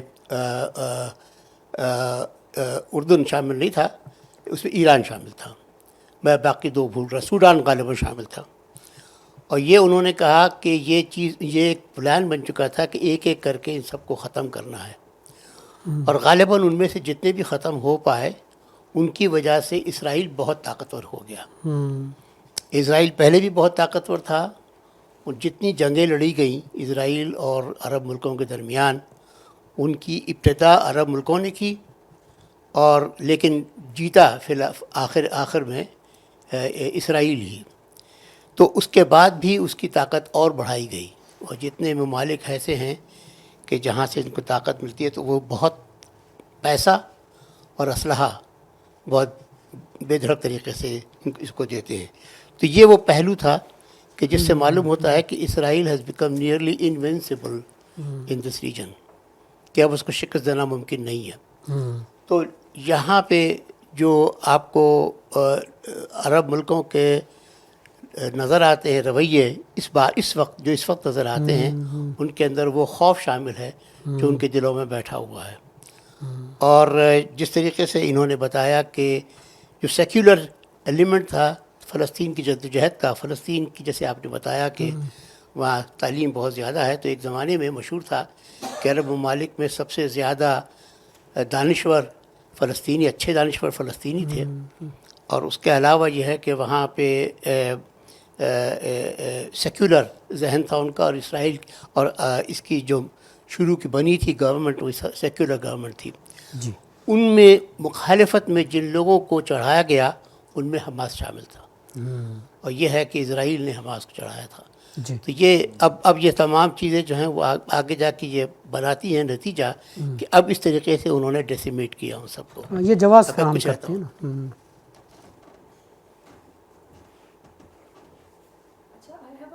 جس طرح سے آپ نے بات کی کہ Palestinian division plan U N نے پیش کیا تھا، اور آج جو ہمیں ایک نیریٹو پیش کیا جاتا ہے کہ ویسٹ جو ہے وہ سیکولرزم کی بات کرتا ہے، اور جو تھرڈ ورلڈ کنٹریز ہیں بشمول جو ہماری ایشین کنٹریز ہیں، وہ اپنی ریلیجیس جو ہیں وہ ان کے ساتھ پھنس چکی ہیں، اپنے ریلیجیس آئیڈیالوجیز کے ساتھ، جو کہ اس زمانے میں بیس نہیں کرتی. بٹ یو این نے جو پیلسٹینین ڈویژن پلان دیا تھا وہ اسی بات پہ بیس کرتا تھا کہ جو علاقے بائبل یا کسی بھی تورات میں دیے جا چکے ہیں اسرائیل کو، وہ اسرائیل کو ہی دیے جائیں. تو کیا یہ ویسٹرن ہپوکریسی کی نشاندہی نہیں کرتا کہ وہ تھیوریٹیکلی کچھ کہتے ہیں لیکن پریکٹیکلی ہمارے سامنے کچھ اور ہی ہو رہا ہے؟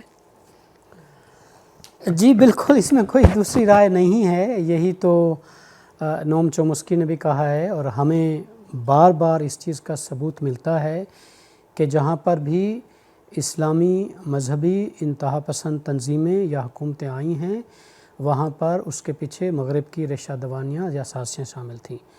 وہ چاہے ایران ہو، اس میں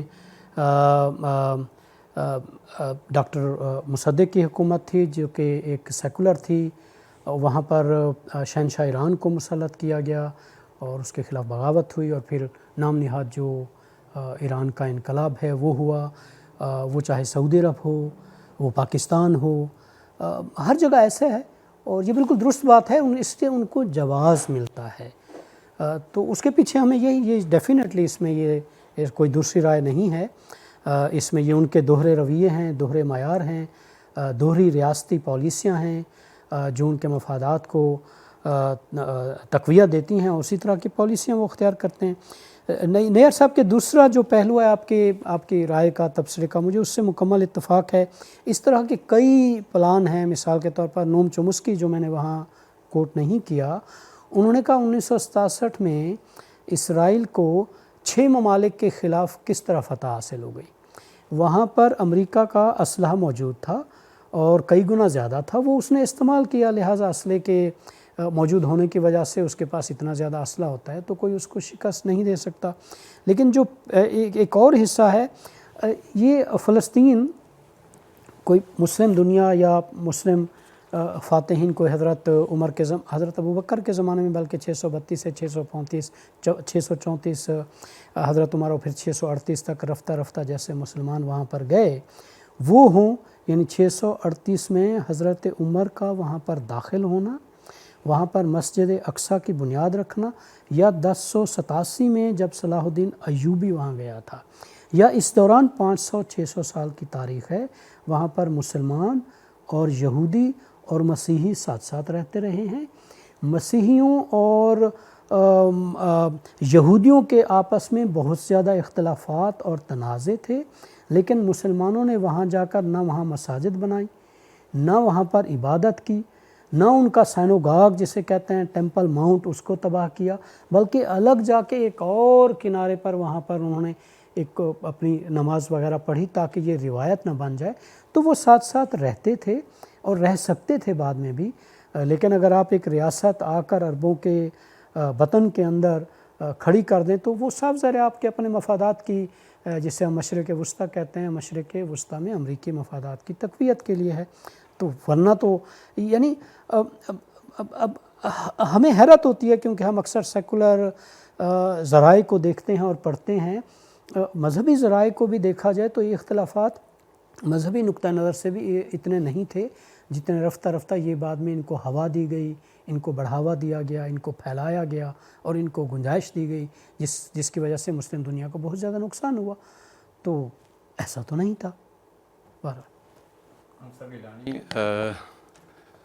اگر آپ اشرف چینا کی کتاب پڑھیں انٹرفیس اسٹڈیز، اور وہ سارا کا سارا ہے کہ history of the human slavery, تقریباً 2-3 والیومز پر ہے، اور اس history of the human slavery اس میں بڑی تباہ کن جو ہے وہ اس نے رپورٹس دی ہیں کہ how human you can say race travel through different tyrannies and miseries and oppressions and finally they reach to this present world۔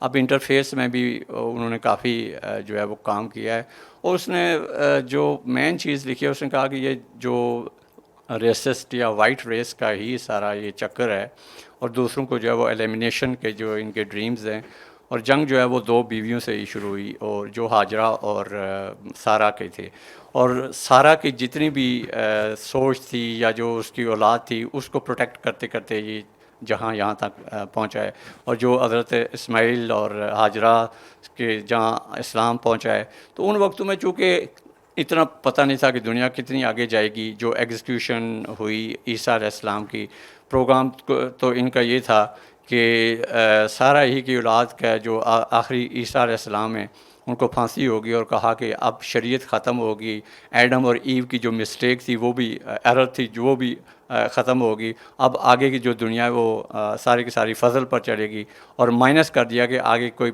پیغمبر اسلام بھی آنے والے ہیں۔ جب ان تمام چیزوں کو دیکھتے ہیں تو پھر ایک تاریخی لحاظ سے یہ چیز بھی سامنے آتی ہے کہ یہ سیٹنگ کیسے ہوئی۔ اب جو کرسچینٹی تھی وہ ویسٹ کی طرف گئی، اور جو ہندوازم تھا وہ ڈاؤن لائن کے طور پر جوز کا وہ یہاں آ کے آباد ہوئے ایکسٹریم یعنی کہ ایسٹ میں۔ اب دیکھیں 1945 کے بعد جب ورلڈ وار ختم ہوئی تو ایک پنجہ اسپزاز یا یہود کے جو ہے وہ کشمیر آ گیا, میرا خیال ہے دوسرے بات میں آگے بڑھ جائے گی, یہیں پر ختم کرتے ہیں ایک سیکنڈ چلیں, تھوڑا سا مجھے ٹائم دے. دوسری طرف اسرائیل کو جو ہے وہ عرب کے اوپر بٹھا دیا. تو یہ جنگ میرے قریب جو ہے یہ دونوں کشمیر کی بھی جو ہے وہ بھی ایک قومی لحاظ سے ہے اور فلسطین کی بھی قومی لحاظ سے. اب دیکھیں 800 سال قبل مسیح رومنز نے آ کر ان یہودیوں کو جو ہے وہ فلسطین کی زمینوں سے نکالی تھی, اور جب یہ جو جوداز تھے وہ اس ٹائم جس گروپ کے ساتھ لڑتے تھے وہ بھی فلسطینی کہلاتے تھے. دیکھیں 2800 سال بعد جب یہ واپس اپنی زمینوں پر آئے ہیں تو اس ٹائم وہی جو مخالف گروہ تھا وہ اسلام قبول کر چکا تھا, اور اب یہ کہتے ہیں ہماری زمین تھوڑا وہ اچھا نہیں لگتا. صحیح ہے. اب وہ مطلب اسرائیلی کہتے ہیں ہم اپنی زمینوں پر آئے ہیں, یہ ہمارا مورل رائٹ ہے. وہ کہتے ہیں ہم اپنی زمینوں پر قانونی طور پر آ رہے ہیں, یہ ہمارا لیگل رائٹ ہے. میں نے اپنی بات میں ذکر کیا ہے مذہبی قصص جسے کہتے ہیں, اولڈ ٹیسٹمنٹ, اور ان سے مسائل حل نہیں ہوں گے. لیکن ہے سر یہ جنگ ریسس کی اور ریلیجیس ہے, وہ توریت کو آئین بنا کر اسی کی بنیاد پر وہ. میں نے یہ کہا ہے کہ اس میں مذہبی عناصر ضرور شامل ہیں, لیکن اس سے مسائل کا حل ممکن نہیں ہے. ہمیں آج کے تناظر میں سیاسی اور انسانی حقوق کے جو انسٹرومنٹس ہیں انہی کے مطابق ہی مسئلہ حل کرنا پڑے گا نا. اس طرح آپ کی اپنی داستان نہیں, ہیومن رائٹس میں جب جاتے ہیں تو وہ کہتے ہیں جی تعلیم روزگار کشمیریوں کو بہترین مل رہا ہے, وہاں بھی بہترین. یہ سارے نظریاتی رائٹس کی بات ہے, اسلام تو نظریاتی رائٹس کے اوپر ہے. مذاہب آپس میں بدست و گریباں نہیں ہوتے, لوگ ہوتے ہیں, مذہب کو وہ انسٹرومنٹلائز کرتے ہیں. تو آپ کیا کہتے ہیں یہ قومی جنگ ہے فلسطین کی اور اسرائیل کی؟ قومیت ہی ہے نا, کیوں لیکن اس کو جو اینٹی سیمیٹکس 200 سال تک یہ پورے یورپ میں کیوں نہیں بسائے گئے؟ یہ بیسیکلی تو انگریزوں نے تو آ کے یہاں ان کو بسایا اور مسلمانوں اور جو ہے وہ اسرائیل کی جنگ کرا دی ہے.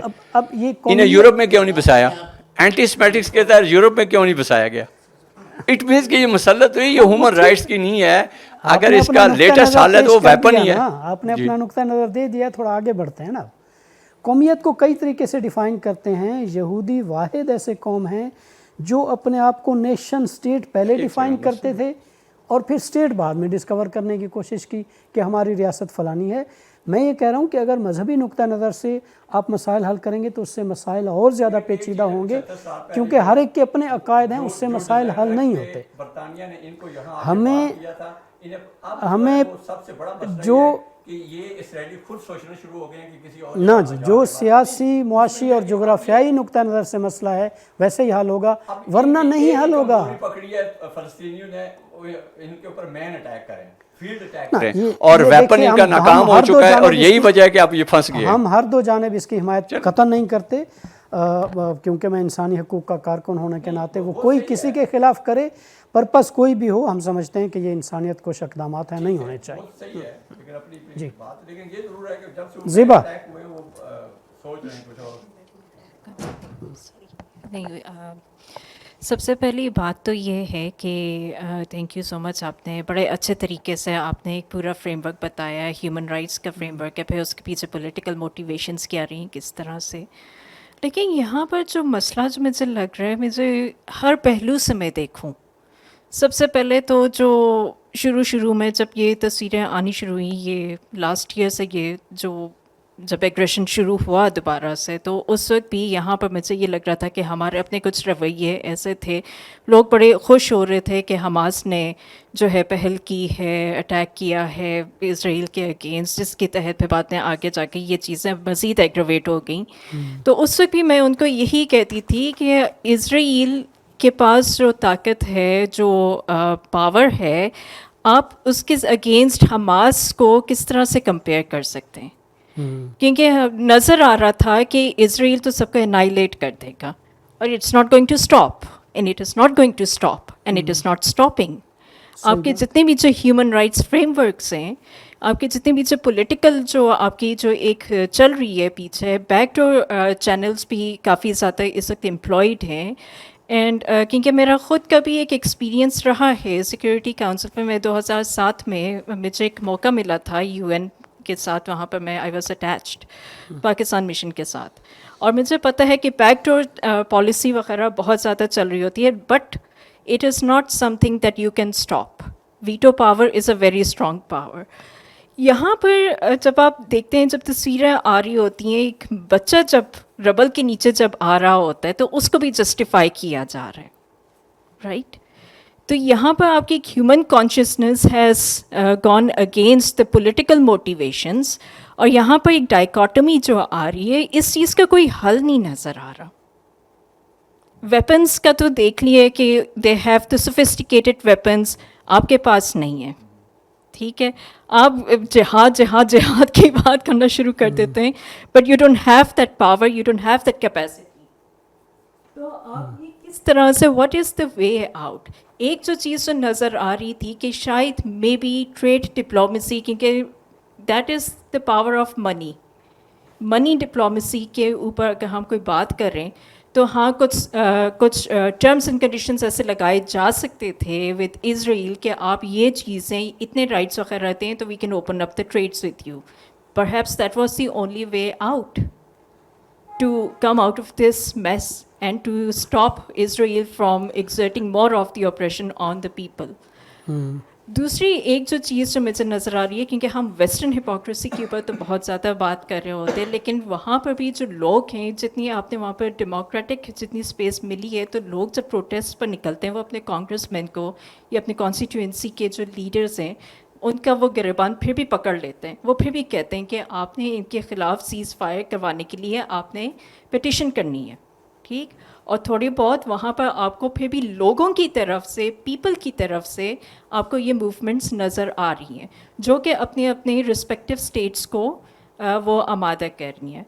हमारे यहाँ तो एक बहुत ही सिंपल से कैसे कि जी बस आप जिहाद पर बात कर लें तो जी बस दैट्स इट.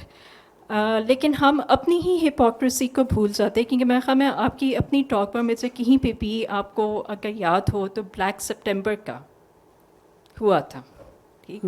जब 1971 में जब जॉर्डन में जब एक सिविल वॉर हो रही थी तो सीरियन को रिपेल करने के लिए यहाँ से आपने बुलवाया गया था यहाँ पर, और उसमें बहुत सारे जो PLO की जो वहाँ पर जो फ़लस्तीनी जो वहाँ पर जो थे, तो बहुत सारे वहाँ पर उनकी रेफ्यूजी कैंप्स पर भी थे जिनको यहाँ से काफ़ी बड़ा एक ब्लडशेड हुआ था, ठीक? और हमारे ही फोर्सेस गई थी, हमारी ही मदद से जो था, तो आपने उनको वो भी किया था. तो मुझे लगा कि यहाँ पर वो भी चीज़ हमारी तरफ से जो हमारी अपनी भी जो हिपोक्रेसी है हमें वो भी देखना चाहिए.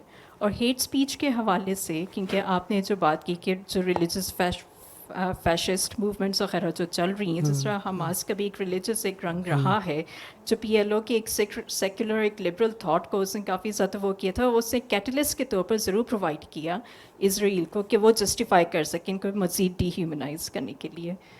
तो यहाँ पर भी तो हम अपने जो माइनॉरिटीज़ हैं, हमारे भी वही रवैये हैं जो कि एक डोमिनेंट फोर्स के तौर पर हम अपने मार्जिनलाइज्ड माइनॉरिटीज़ के साथ भी हम कर रहे होते हैं. तो वो भी हमें एक अक्कासी करने की ज़रूरत है कि आफ्टर ऑल कि अब पॉइंट यहाँ तक आ गया कि इज़राइल इतना ज़्यादा इम्प्यूनिटी एक्सरसाइज करता है कि नोबडी कैन स्टॉप इट.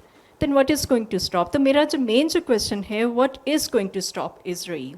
और इसका आगे जाकर इम्पैक्ट क्या पड़ेगा बाकी मुल्कों की तरफ, कि जिस तरह बाकी अपने माइनॉरिटीज़ के साथ जिस तरह जेनोसाइड अगर इन फ्यूचर भी अगर हम विटनेस करते हैं, तो क्या ये ह्यूमन राइट्स प्रोटेक्शंस और ये जो बाकी सब चीज़ें, ये क्या उनको रोक पाएंगी या नहीं? जी बहुत शुक्रिया. काफ़ी सारी बातों से मुझे इत्तेफाक है, उस पर कोई दूसरी राय नहीं है. हम जज्बाती कौम हैं. हम जज्बाती कौम क्यों हैं? तो उसके दो हल हैं. एक तो हमारे यहाँ तालीम की शरह बढ़े और मारूज़ी, रोशन ख़याल, फ़नी तकनीकी और सेकुलर तालीम का जैसे जैसे फ़िरोग होगा, हमारे यहाँ जज्बातियत कम होगी. और दूसरा जमहूरियत. जितनी ज़्यादा जमहूरियत को गुंजाइश मिलेगी तो हमें एहतजाज करने का करीना आएगा, और हमारी हुकूमतों को या अरबाब अख्तियार को ये बर्दाश्त करने का हौसला मिलेगा कि यार लोगों, एहतजाज बुनियादी तौर पर लोगों का हक़ है. दो चीज़ें. तीसरा, जैसे जैसे हमें अदम तहफ़्फ़ुज़ हमारे यहाँ कम होगा, ज़्यादा से ज़्यादा लोग बाहर निकलेंगे, क्योंकि हमारे यहाँ अदम तहफ़्फ़ुज़ बहुत ज़्यादा है. मिसाल के तौर पर जमात इस्लामी या जमहूरियत उलमा इस्लाम या शायद लब्बैक, इन तंजीमों ने एक से ज़्यादा मरतबा बड़े बड़े इज्तिमाआत किए हैं, और हमारे 2-4 छोटे छोटे प्रेस क्लब के सामने हैं ये जो अदम तहफ़्फ़ुज़ का एहसास है. तो खैर ये तीन चीज़ें बहुत ज़रूरी हैं: तालीम, جمہوریت اور احساس تحفظ تاکہ لوگ باہر نکلیں، احتجاج کریں، یہ کافی ضروری ہے۔ کہاں یہ معاملہ جا کر رکے گا؟ طاقتور ممالک اور سابقہ کالونیل ممالک اور اس وقت نیو کالونیل، اس وقت ہم ایک امریکی امپائر میں زندہ ہیں یا یورپین یونین کی امپائر میں زندہ ہیں۔ جب تک طاقتور ممالک اپنے ہی بنائے ہوئے اقوام متحدہ کے چارٹر، ان کے تمام کووننٹس اور کنونشنز اور اس کے جتنے انسٹرومنٹس ہیں جن کا میں نے ذکر کیا، انٹرنیشنل کرمنل کورٹ ہے، انٹرنیشنل کورٹ آف جسٹس ہے، UNSC ہے اور UNHCR، ان تمام انسٹرومنٹس کا میں نے ذکر کیا ہے، جب تک مغرب اپنے لیے اور معیار اور کلونائزڈ یا نیو کالونائز ممالک کے لیے دوہرا معیار ترک نہیں کریں گے، مسئلہ حل نہیں ہوگا۔ یہ طاقتور ممالک سے ہی شروع ہوگا کہ وہ دوسرے ممالک میں چیرہ دستیاں، رشوہ دوانیاں اور وہاں پر مداخلت بند کریں۔ اور آخری بات، اقوام متحدہ مکمل طور پر ناکام نہیں ہے۔ اقوام متحدہ کا جو یہ یعنی جسے کہنے کہ غیر سیاسی نقطہ نظر سے یا غیر سیاسی جو ان کی تنظیمیں ہیں، جیسے WHO اس کیس میں چھوڑ کر WFP کا اگر ذکر کریں، یونیسیف کا ذکر کریں، یونیسکو کا ذکر کریں، اس طرح کے اس کے کافی سارے ادارے نسبتاً انہوں نے بہت بہتر کام کیا ہے، لیکن جو اس کی پولیٹیکل سائیڈ ہے، جو پولیٹیکل انسٹرومنٹس ہیں، ان میں ابھی اس تمام کا میں نے ذکر کیا ہے، یہ اس کا ٹیسٹ ہے، اور جب تک یہ غیر جانبدارانہ طور پر ان کو عمل درآمد نہیں کرنے دیا جاتا اور اس میں اصلاحات اور بلیغ اصلاحات متعارف نہیں کرائی جاتی تو مسئلہ حل نہیں ہوگا۔ ہم اکثر بھولتے ہیں کہ ہم اس آزادی کے واہمے میں مبتلا ہیں، ہم آزاد نہیں ہیں، اس وقت بھی ہم کالونائزڈ ملک ہیں، اور اس لیے ہمارے ہاں یہ مسائل حل نہیں ہوتے۔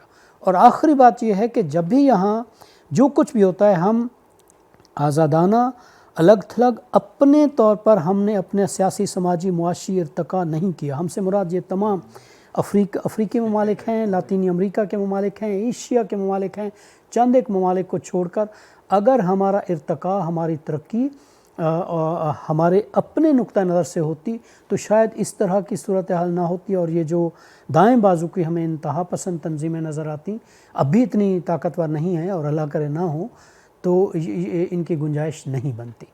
تو اس کے علاوہ اور کوئی حل نہیں ہے۔ یہ 3-4 باتیں آتے ہیں ہم اس پر۔ یہ صاحب پلیز، اور ادھر پیچھے، پہلے آپ پھر پیچھے۔ السلام علیکم جی، میرا نام ملک عبداللہ ہے اور میں ایک چارٹرڈ اکاؤنٹنٹ ہوں۔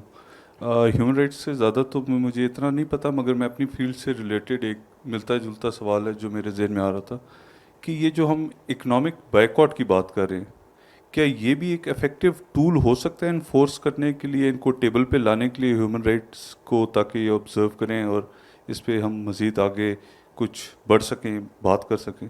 جو یہ لیٹسٹ ایک ویو چلی ہے اکنامک بائیکاٹ کی، جس میں مصنوعات کا بائیکاٹ ہے اور اکنامکلی ہرٹ کرنا ہے کسی کو، آپ کا کیا خیال ہے اس کے بارے میں؟ اچھا، یہ ایک مشکل سوال ہے۔ یہ جب 1923 سے 1927 تک گاندھی جی نے یہ سول نافرمانی کی تحریک شروع کی تھی تو اس وقت یہ بڑا کامیاب تھا، کیونکہ اس وقت کالونیل دور میں مصنوعات اور ان کی کمپنیاں بہت واضح تھیں۔ اب یعنی میکڈونلڈ سے لے کر نیسلے اور پراکٹر اینڈ گیمبل تک اتنی زیادہ کمپنی ہیں، اتنے ان کے آف شوٹس ہیں، اتنے ان کے ڈیفرنٹ نیمز ہیں، اتنی مختلف پروڈکٹس ہیں، اتنے مختلف ان کے نامن کلیچر ہیں، اور اتنی یہ مسٹیریس ہے کہ اب پتہ نہیں چلتا کہ کون کیا کر رہا ہے۔ مثال کے طور پر اگر ہم مصنوعات کا بائیکاٹ کرتے ہیں تو وہ آپ کا تیل بند کر دیں گے، میں ایک بات کر رہا ہوں، یا گیس بند کر دیں گے، یعنی وہ انہی کے ذریعے گھوم پھر کر آتی ہیں۔ آئیڈیلی ہونا چاہیے، اس میں کوئی حرج نہیں ہے، میں اس کی اسپرٹ سے اختلاف نہیں کر رہا، لیکن میں کہہ رہا ہوں یہ ممکن نہیں ہے، کیونکہ اب یہ ضروریات جس طرح بڑھ گئی ہیں اور جس طرح ان کے دور دراز اور ان کے مختلف نام ہیں، آپ کو پتہ نہیں چلتا، پتہ نہیں یہ بال پین کس نے بنائی ہے اور کہاں سے آتی ہے، پتہ نہیں یہ جوتا جو میں نے پہنا ہوا ہے اور یہ جو چشمہ ہے اس کے اوپر میڈ ان اٹلی لکھا ہوا ہے، تو اس لیے یہ بہت مشکل ہو گیا ہے۔ ہم خریدنے کی سطح رکھتے ہیں لیکن بنانے کی بنانے کی یہ بھی وہی مسئلہ ہے، بنانے نہیں دیا جاتا۔ ہم جو کچھ بناتے تھے وہ بھی چین کے ساتھ ہماری دوستی کے بعد ختم ہو گیا۔ جی سر.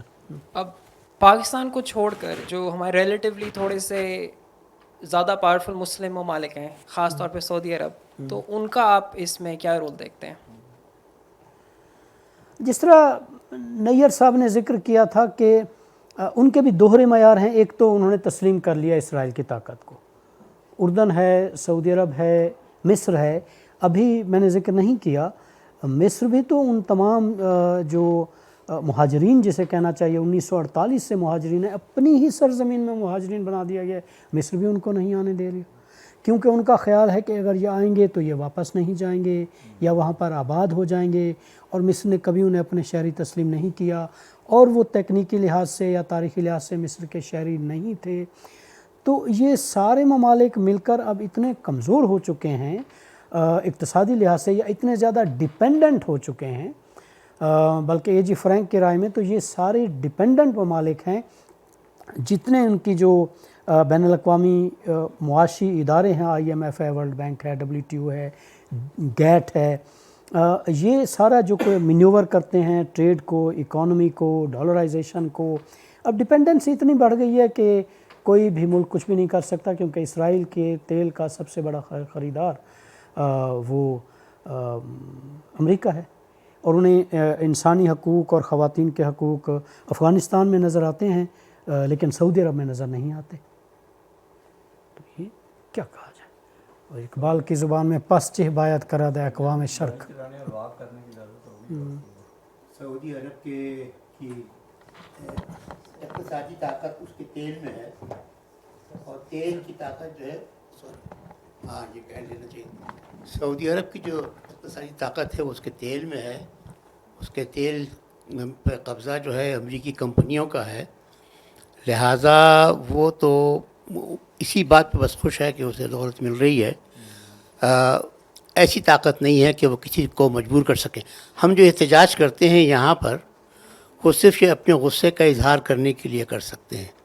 ہمارے احتجاج سے، ہماری بائیکاٹ سے وہ ممالک کے اوپر اتنا اثر نہیں پڑتا، لہذا وہ نہ سمجھیں آپ. لیکن جو اصل چیز ہے وہ یہ ہے کہ ہم جیسے لوگ، اور جو حماس جیسے لوگ، اور غزہ جیسے لوگ، دوسرے عرب ممالک جیسے لوگ، ان کو یہ چاہیے کہ وہ ایسی فحش غلطیاں نہ کیا کریں جیسی حماس نے کی ہیں، یا ایسی جیسے ہمارے ہاں سے ہوئی ہیں. کارگل پہ حملہ کر دیا، آپ کو وہ ہوئی، خفت ہوئی کہ آپ نے یہ کیوں کیا، وغیرہ وغیرہ. اس قسم کی چیزیں جو ہیں ان سے اجتناب کرنا چاہیے، ورنہ قوموں کو بہت تکلیف ہوتی ہے اور دوسرے لوگ اپنا بدلہ اتار لیتے ہیں. بالکل درست ہے. 1137 افراد جس کا ہمیں دکھ ہے، 33,000 سے زیادہ لوگ، عورتیں، بچے، عام لوگ مارے گئے ہیں. تو کیا حاصل ہوا ہے حماس کو؟ اسماعیل ہانیہ تو وہاں قطر میں رہتے ہیں وغیرہ وغیرہ، اور وہاں پر فلسطینی اتھارٹی ہے، کمزور ہو گئی ہے، اور روزانہ وہاں پر حملے ہوتے ہیں، مزید بے دخل کیا گیا. تو اسٹریٹجک ہونا چاہیے، اس سے زیادہ نقصان ہوتا ہے، اور اپنے سے بڑی طاقت. ایک اور چیز بھی اس میں ہے کہ امریکہ، سعودیہ اور انڈیا، یہ سی پیک ٹائپ آسام تک ایک ڈیولپمنٹ ہونی تھی، اور جس دن فائنل ہونا تھا اسی دن رات کو چائنا نے کہا کہ حملہ کر دیں گے اسرائیل پر. اتنے اہم، اتنے ہمارے سماجی سطح پہ تو بہت حساس موضوع ہے یہ. اس کے اوپر اتنی دھیمے ہی، اتنی اکیڈیمک، اتنی میچور گفتگو، اس کے لیے آپ کی ہم بہت وی آر ویری تھینک فل. اور ہم چاہیں گے کہ اس موضوع پر اسی طرح کی میچور گفتگو جو ہے وہ آگے بھی جاری رہے. نیئر صاحب نے بات کی، میں نے سوچا میں اس کو آگے بڑھاؤں. کہا جاتا ہے کہ ہے جرم ضعیفی کی سزا مرگ مفاجات. آج ہم نے یہی دیکھا ہے کہ آج کی دنیا میں یا تو کو ایگزسٹنس ہے یا پھر نو ایگزسٹنس ہے. انہوں نے فاش غلطیوں کا ذکر کیا، بالکل ہو رہی ہیں، ہوتی رہی ہیں، آج بھی ہو رہی ہیں، اور بظاہر نہیں لگتا کہ کسی نے کوئی سبق سیکھا ہے. میرا جو میں نے جو حاصل مشاہدہ یا حاصل مطالعہ ہے وہ یہ ہے کہ آج کی دنیا میں جو ڈومیننس ہے یا جو سروائیول ہے، it is defined less by military might اور فزیکل کنفرنٹیشن، یا حملہ کرنا کہیں اور سوچنا کہ ہم فتح کر لیں گے. It doesn't work. آج کی دنیا is defined more by soft power, economic ties, economic influence, diplomatic leverage and so on. مسلم دنیا اور ख़ास طور पे जो आज हमारा मौजू है गज़ा एंड पैलेस्टाइन, तो हम देखते हैं कि हम कोई सबक नहीं सीख रहे, यहाँ तक कि जो इंस्टीट्यूशन जिस तरह OIC वगैरह हो गए, which is meant to represent and advocate for Muslim interests, तो वहाँ पे भी हमें बिल्कुल यानी वो मरा हुआ घोड़ा, क्या मरा हुआ हाथी मरा हुआ घोड़ा भी नहीं है, उसका नाम ही नहीं है कि वो भी कोई एग्जिस्ट करता है. पाथ फॉरवर्ड मेरा ख्याल है कि demands a strategic pass, a moment to री assess and reflect to prioritize rational thought over reactionary impulses.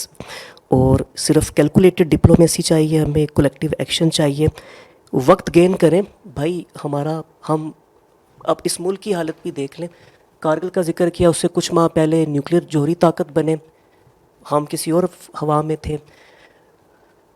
कुछ बरसों के बाद अच्छा ज़िमनी जहन में मेरा ख्याल जहन में आ गया ये कि पाकिस्तान जनरल मुशर्रफ का ज़माना था तो इसराइल की तरफ सॉफ्ट कॉर्नर था, और वो ओपनली कहा करते थे कि हमारे सर्वाइवल के लिए ज़रूरी है कि हम बिगाड़े नहीं दुनिया से. ये मेरा ख्याल है अपनी जगह पे ये दुरुस्त सबक था जो उन्होंने और ओपनली कहा, ये भी बड़ी जसारत की बात है. लेकिन कुछ बरस पहले वो किसी और स्टेट ऑफ माइंड में थे, वो तो साथ वालों के साथ भी कन्फ्रंटेशन करना चाह रहे थे, और जो इसराइल के साथ हमारा बराह रास्त झगड़ा नहीं भी है तो वो उसकी तरफ भी फिर हाथ बढ़ा रहे थे. लेकिन 2003, 4, 5 वो जो ईरा था और आज जो हम 20 साल के बाद खड़े हैं, we are standing know where. तो आई होप कि ये जो गुफ्तगू है ये ऊपर के लोगों पे तो क्या असर करेगी, लेकिन जो अवाम है वो जज्बाती हिजान से बाहर आएँ और कुछ होशमंदी के फ़ैसले करें और समझें कि मामलात बहुत गंभीर हैं. इसमें झपटना पलटना, पलट कर झपटना लहू गर्म रखने का बहाना तो ज़रूर होगा, लेकिन इसका इंजाम अच्छा नहीं है. बस मैंने यही कहना. बहुत शुक्रिया. बहुत शुक्रिया, थैंक यू.